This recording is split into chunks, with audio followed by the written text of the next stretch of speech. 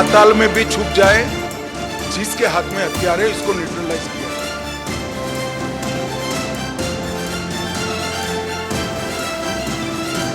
और 2026 मार्च तक पूर्णतया नक्सल समस्या से मुक्त कर पाएंगे।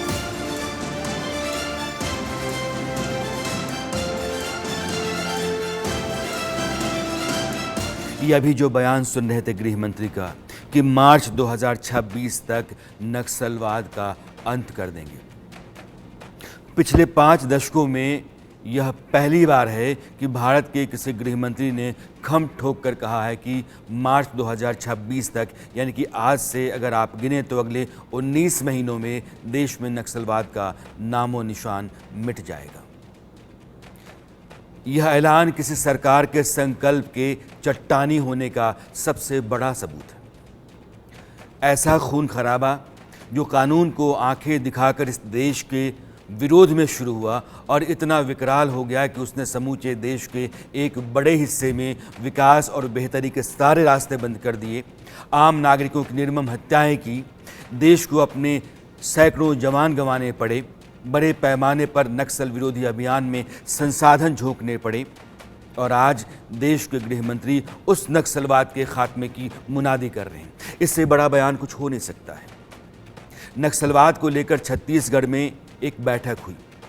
उस बैठक के बाद गृह मंत्री अमित शाह ने कहा कि देश के अंदर वामपंथ का यह खतरा लोकतंत्र के लिए सबसे बड़ी चुनौती बन गया, लेकिन अब उस पर आखिरी और पूरी ताकत से चोट करने का संकल्प मोदी सरकार ले चुकी है। और मैं मानता हूं मित्रों कि अब समय आ गया है कि वामपंथी उग्रवाद की समस्या पर एक मजबूत रणनीति के साथ, रूथलेस रणनीति के साथ अंतिम प्रहार किया जाए। विगत 4 दशक में वामपंथी उग्रवाद के कारण करीब करीब 17,000 लोगों की जान गई है। 17,000 लोग, चाहे वो नक्सल आंदोलन से जुड़े हुए युवा हो, चाहे सीएपीएफ के जवान हो, चाहे आम नागरिक हो, 17,000 लोगों का जान इस समस्या के कारण गया है। 17,000 लोगों के मारे जाने का आंकड़ा इस बात की गवाही है कि देश में आंतरिक शांति के खिलाफ नक्सलवाद कितना बड़ा खतरा रहा है। इसीलिए गृह मंत्री कह रहे हैं कि रूथलेस तरीके से नक्सलवाद को ख़त्म किया जाएगा। निर्मम, कोई मरौवत नहीं, कोई रियायत नहीं। इस देश के हक में आम आदमी की खातिर नक्सलवाद का अंत ज़रूरी है और यह संकल्प भारत की सरकार के गृह मंत्री बार बार दोहरा रहे हैं। अमित शाह मीडिया के सामने आंकड़ा लेकर के बैठे थे ताकि इस बात का यकीन दिलाया जा सके कि मोदी सरकार के आने के बाद से नक्सलवाद के मोर्चे पर सरकार कितनी ताकत और मजबूत रणनीति के साथ काम करती रही है। वे पिछले 10 साल और मनमोहन सिंह सरकार के 10 साल के दरमियान नक्सली हिंसा की तस्वीर रख रहे थे, आंकड़ों के साथ और उनके आधार पर इस बात का संकेत दे रहे थे कि मोदी सरकार के दौरान आई कमी कोई साधारण अंतर नहीं है, बल्कि नक्सलियों की कमर तोड़ने का प्रमाण देती है। गृह मंत्री को गौर से सुनिए, क्योंकि ये आंकड़े वाकई क्रांतिकारी बदलाव का ऐलान करते हैं। पहले 10 साल में 6617 6617 सुरक्षा कर्मी और नागरिक मृत्यु हुआ था। अब उसमें 70% कमी होकर 2004 तक ये आंकड़ा सीमित करने में हमें सफलता मिली है। इसी तरह से सुरक्षा बलों की मृत्यु में 73% की कमी और नागरिकों की मृत्यु में 69% की कमी आई है। मुझे विश्वास है कि ये हमारी लड़ाई अंतिम चरण में पहुंची है और हम देश को 2026 मार्च तक पूर्णतया नक्सल समस्या से मुक्त कर पाएंगे। पिछले 5 दशकों में आप देखें तो देश के किसी भी गृह मंत्री की तरफ से नक्सलवाद को या नक्सलियों के खात्मे का डेडलाइन तय करना पहली बार हो रहा है। एक दौर था जब इस नक्सलियों ने देश के एक बड़े हिस्से पर अपनी दहशत जमा रखी थी। यह पूरा बेल्ट रेड कॉरिडोर कहा जाता था। कर्नाटक से शुरू होकर, आप ग्राफिक्स देखिएगा जो आपकी स्क्रीन पर है, यह इलाका आंध्र प्रदेश, तेलंगाना, महाराष्ट्र, उड़ीसा, मध्य प्रदेश, छत्तीसगढ़ से होते हुए बिहार, झारखंड और नेपाल तक पहुंच गया था। यह पूरा इलाका आप देखिए, बंगाल के एक गांव नक्सलबाड़ी से जमींदारों की ज़मीन हथियार के दम पर छीनने का जो हिंसक आंदोलन खड़ा हुआ 1967 में, उसने 4 दशकों में कितने बड़े इलाके को अपने शिकंजे में ले लिया। इस नक्शे से ये साफ होता है। मार्च 2010 में देश के गृह मंत्री पी चिदम्बरम ने संसद में कहा था कि देश के 10 राज्यों के 70 जिले नक्सलवाद से बुरी तरीके से प्रभावित हैं। और आज देश के गृह मंत्री अमित शाह कह रहे हैं कि बिहार, झारखंड, उड़ीसा, आंध्र प्रदेश और तेलंगाना आज की तारीख में नक्सल समस्या से मुक्त हो चुके हैं। अगर महाराष्ट्र के एक जिले को छोड़ दें, गढ़चिरौली, तो उस राज्य से भी नक्सलियों का सफाया हो चुका है। इस देश में किसी भी गृह मंत्री की सफलता का सबसे बड़ा पैमाना आप यही मानेंगे कि नक्सलवाद के खिलाफ वह कितना कामयाब रहा है। अगर इस लिहाज से देखें तो पिछले 5 दशकों में अमित शाह इस देश के सर्वाधिक सफल गृह मंत्री आपको नजर आएंगे। 2019 से लेकर 24 तक नक्सल प्रभावित क्षेत्र के नाम से तमगे से मुक्त हुए हैं। बिहार, झारखंड, उड़ीसा, आंध्र प्रदेश, तेलंगाना, मध्य प्रदेश और कमोबेश महाराष्ट्र भी, ये सारे राज्य, महाराष्ट्र का एक जिला छोड़कर, नक्सल समस्या से मुक्त हुआ है। मैं मानता हूं कि ये भारत सरकार का बहुत बड़ा अचीवमेंट है। मित्रों, एक प्रकार से इसकी आंकड़ों का विहंगावलोकन करें तो 2004 से 14 तक 16,463 घटनाएं हुई थी और 14 से 24 तक 7,744 हुई है, तो 53% घटनाओं की कमी आई।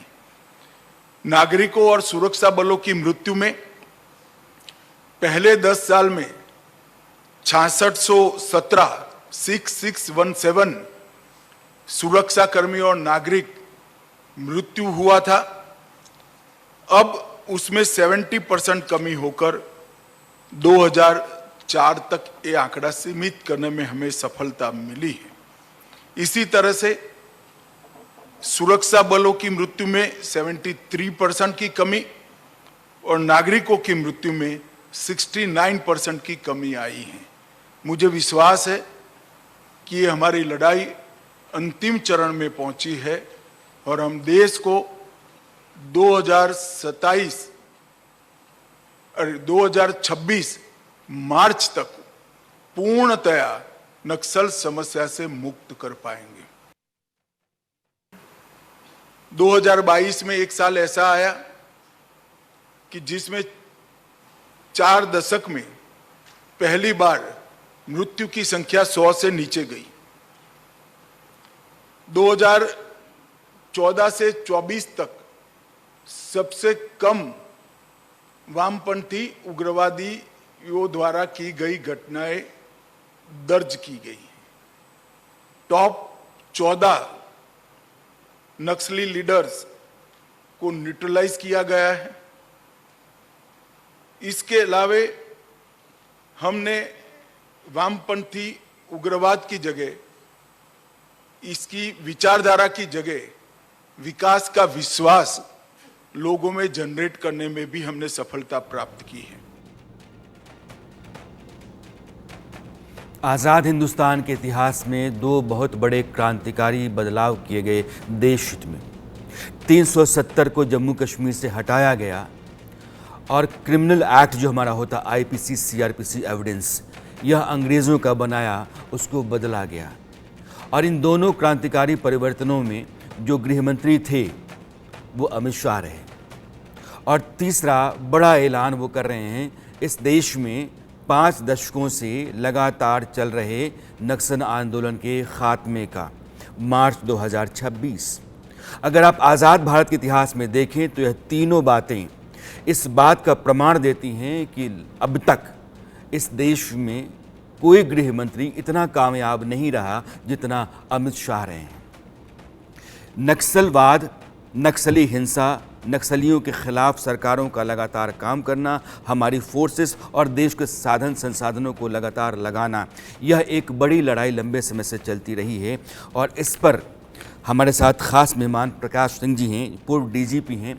पुलिस फोर्स में शायद ही कोई ऑफिसर इतना दिलेर रहा है जितने अपने पूरे करियर में लगातार जोखिम मोला है और जोखिम मोल करके देश के हक में बहुत सारे ऑपरेशंस किए हैं। प्रकाश सिंह जी, आपका बहुत बहुत स्वागत है सर।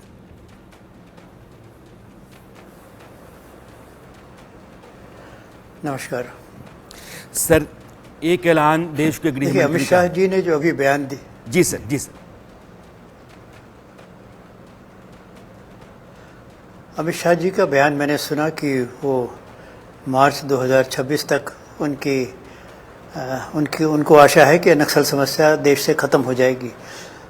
ये इसमें कोई संदेह नहीं कि इधर सुरक्षा बलों को नक्सल विरोधी अभियान में अभूतपूर्व सफलता मिली है। भारी संख्या में नक्सली मारे गए हैं। इस वर्ष अकेले छत्तीसगढ़ में 189 आदमी शायद नक्सली मारे जा चुके हैं। इसके अलावा भारी संख्या में सरेंडर्स किया है इन्होंने। सेंट्रल कमेटी और पॉलिट ब्यूरो के बहुत सारे मेंबर्स को या तो गिरफ्तार कर लिया गया है या वो भी मारे गए हैं।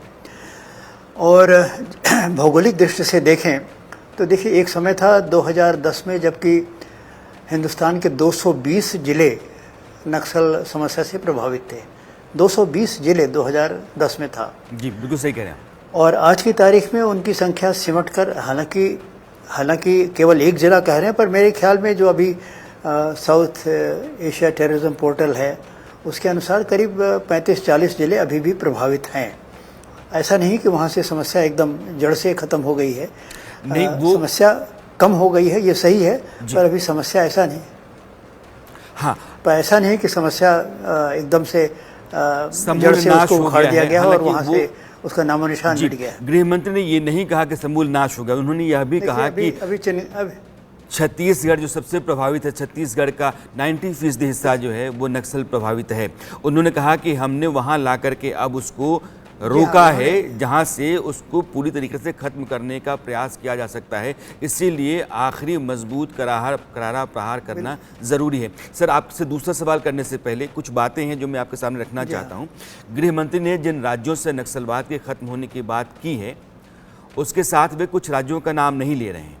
उन्होंने कहा कि बिहार है, झारखंड है, उड़ीसा है, आंध्र प्रदेश है, तेलंगाना है, महाराष्ट्र का एक ज़िला छोड़ तो महाराष्ट्र भी है। इन सब राज्यों से आतंकवाद लगभग ख़त्म, नक्सलवाद लगभग ख़त्म हो चुका है। जिन राज्यों का नाम नहीं ले रहे, कर्नाटक, बंगाल, छत्तीसगढ़। और छत्तीसगढ़ खास करके, चूँकि उन्होंने कहा भी कि छत्तीसगढ़ सबसे अधिक प्रभावित है और वो लगातार खून खराबा झेलता रहा है। वहाँ के लिए गृह मंत्री के पास स्पेशल प्लान है जिसका वो जिक्र कर रहे थे। बीजापुर, दंतेवाड़ा और धमतरी, अगर इन जगहों का नाम जहन में आता है, पत्रकार हैं या खबरों से आपका कोई वास्ता रहता है, तो जैसे ही ये जगहें आती हैं नक्सलवादी हमलों की भयावह घटनाएं जहन में कौंधने लगती हैं, घूमने लगती हैं।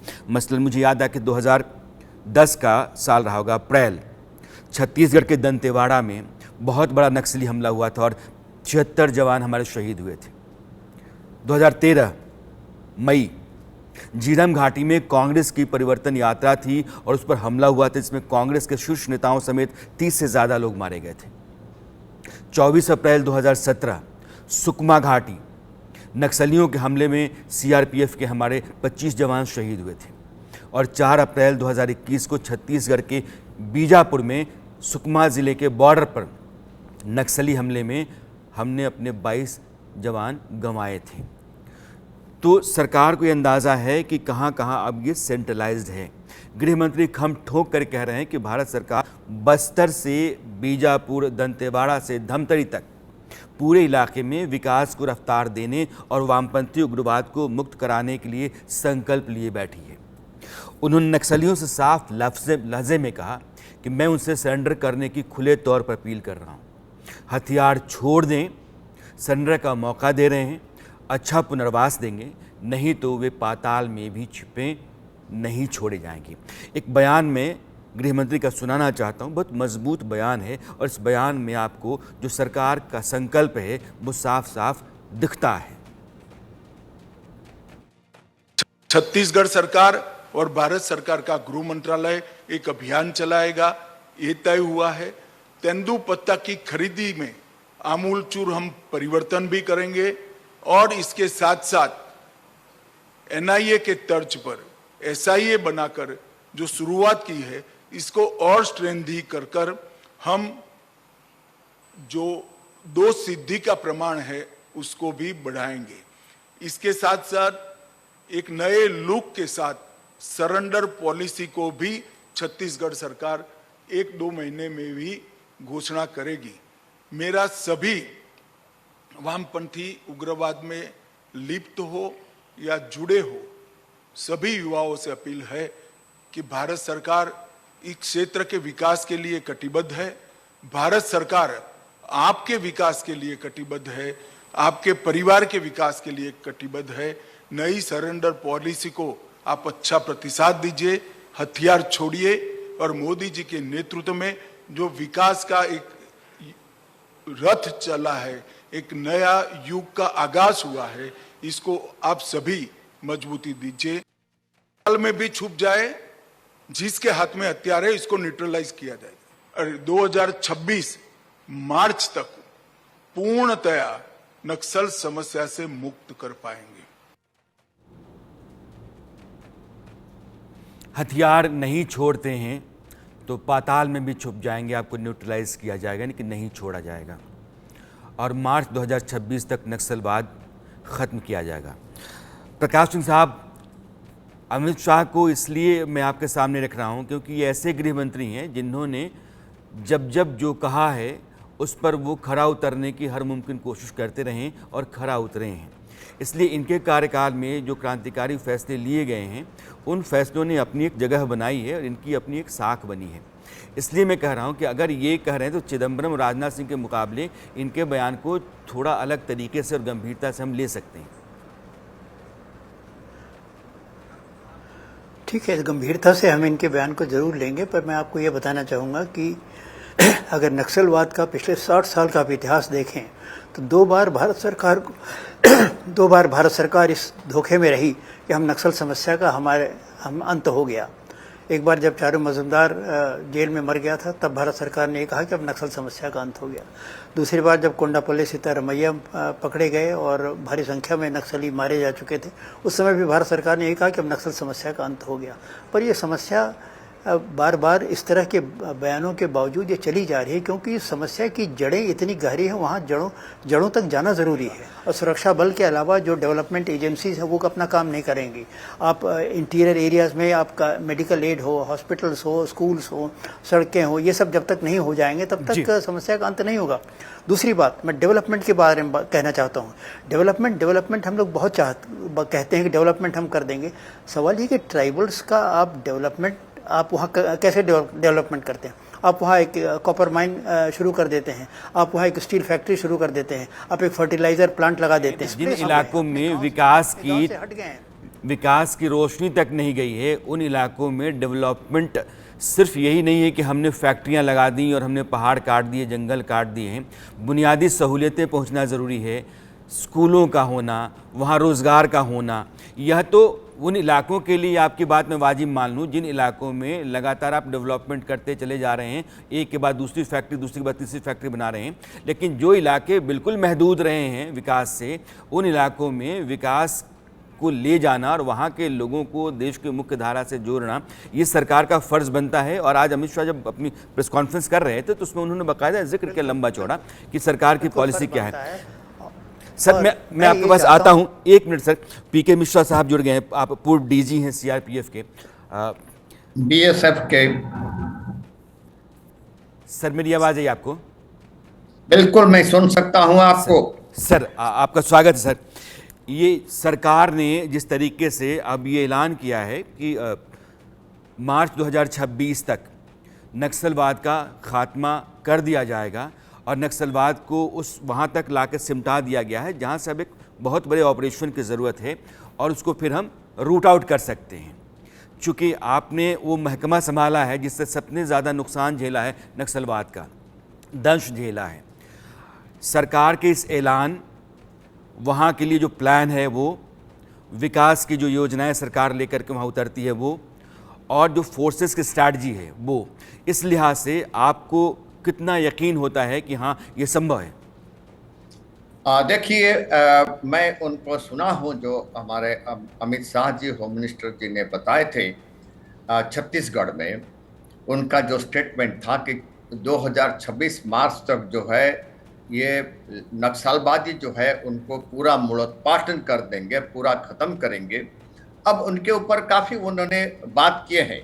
उन्होंने ये चीज किए हैं कि हमारा इकोनॉमिकल सिस्टम को मजबूत करना है और हमको हमारा जो रणनीति है मजबूत करना है। हमारा 4 महीने में आप छत्तीसगढ़ को देख लीजिए, 150 या 80 नक्सलाइट्स मारे थे, 150 जो है सरेंडर किए हैं और 125 को अरेस्ट किया गया है। ये 4 महीने, it's a very big achievement. लेकिन आप बंदूक से इसको नहीं कर सकते। जो अमित शाह जी बोल रहे थे, बात सही है कि वो जो है अपना रणनीति छोड़े, अपना बंदूक छोड़े, अपना परिवार वर्ग को, अपना बच्चों को पढ़ाए, उनको रोजगार दे। उस रोजगार के लिए और उनका परिवार के लिए, परिवार वर्ग के लिए क्या डेवलपमेंट पॉलिसी उस एरिया में हो रहा है। आप कांकेर जाइए, बीजापुर जाइए, वहां पर सुकमा जाइए, नारायणपुर जाइए, जगदलपुर जाइए, विकास हो रहा है। जैसे कि ऑपरेशन होता है, सिक्योरिटी फोर्सेस अंदर को जाते हैं, सरंडा के अंदर जाते हैं, दंडकारण्य के अंदर जाते हैं, तुलसी डोगरी के अंदर जाते हैं और वहां पर ऑपरेशन करते हैं और उनको मालकानगिरी से भी निकालते हैं। ये टाइम है जब एडमिनिस्ट्रेशन जो है इनको पेनिट्रेट करना है। Full administration. आप दोनों चूंकि बहुत सीनियर ऑफिसर्स रहे हैं, मेरा सवाल है कि देश के बाकी हिस्सों में जो आदिवासी इलाके हैं, जंगल के इलाके हैं, उन इलाकों में विकास लगातार अगर जा रहा है तो जो ठेकेदारियां चलती हैं नक्सलियों की कि ये इलाके जो है हमारे हैं, जल जंगल ज़मीन हमारी है, इस पर किसी तरीके से आपका हम नियंत्रण नहीं होने देंगे, यह सरकार का हिस्सा होता है। विकास का जो रोड मैप है सरकार के पास होता है। देश के संसाधनों का इस्तेमाल सरकार करती है। देश का जो सबसे कमज़ोर तबका है उसको विकास की मुख्य धारा से जोड़ने का जिम्मा सरकार के पास होता है। बंदूक की नोक पर एक बड़े तबके की ठेकेदारी अपने हाथ में लेकर के और वहाँ सरकार या सरकारी इंतज़ाम को नहीं जाने देना, यह नक्सलवाद नहीं है, ये सरासर एक गुंडागर्दी है, ये देश विरोधी एक्टिविटी है। और मुझे लगता है कि इन दोनों में फ़र्क है। जिस विकास को लेकर के आप दोनों मुझसे बात कर रहे हैं और मैं नक्सलवाद के नाम पर जो वहाँ हथियारबंद लोग अपनी मिल्कियत चलाना चाहते हैं, दोनों की अलग अलग सच्चाइयाँ हैं और ये समझना ज़रूरी है। अगर सरकार विकास वहाँ करना चाहती है, उसका एक बाकायदा ब्लूप्रिंट लेकर के आती है, उसका अपना एक प्लान है और वहाँ आप कहते हैं कि नहीं, यह नहीं होने देंगे क्योंकि आपकी अपनी चलनी है, तो ये संभव नहीं है ना सर? प्रकाश सिंह साहब, अमित शाह जी का जो ये लक्ष्य रखा है कि मार्च 2026 तक वो नक्सलवाद को ख़त्म कर देंगे, मैं उनकी प्रशंसा करता हूं और उनके लक्ष्य को सपोर्ट करूंगा। आज भारत सरकार में ये आज इस पोजीशन में ये कह दें कि हम 1 महीने के लिए यूनिलैटरल सीज फायर डिक्लेयर कर रहे हैं और इस बीच में जो सरेंडर आना चाहे वो आ सकता है। ये हमारे सरेंडर के हमारे ये बेनिफिट्स हैं। इस तरह से हम रिहेबिलिटेशन करेंगे। जिनके खिलाफ मुकदमा है उसको हम देखेंगे, जो आसान मुकदमे हैं छोड़ देंगे, अगर गंभीर मुकदमे होंगे तो फिर देखा जाएगा, उसमें आंशिक तरीके से कार्रवाई की जाएगी। हाँ सर, देश के गृह मंत्री ये कह रहे थे कि हम चाहते हैं कि आप सब लोग विकास की मुख्य धारा में जुड़ें, हथियार छोड़ें, देश आपका है, रिहेबिलिटेशन की योजना बड़ी है आपकी खातिर और हम आपके लिए आपका स्वागत करते हैं। वैसे लोग जो इसके बाद भी हथियार थामे रखना चाहते हैं और वो सिस्टम को चैलेंज करना चाहते हैं, उनके लिए फिर आप एक अलग तरह का बर्ताव होगा, आप तैयार रहिए। आप सर, समय की कमी है, आप दोनों मेहमान जुड़े और आप दोनों ने अपनी अपनी बात रखी। बहुत बहुत शुक्रिया सर आप दोनों का। Thank you sir, thanks lot sir. पाताल में भी छुप जाए, जिसके हाथ में हथियार है इसको न्यूट्रलाइज किया।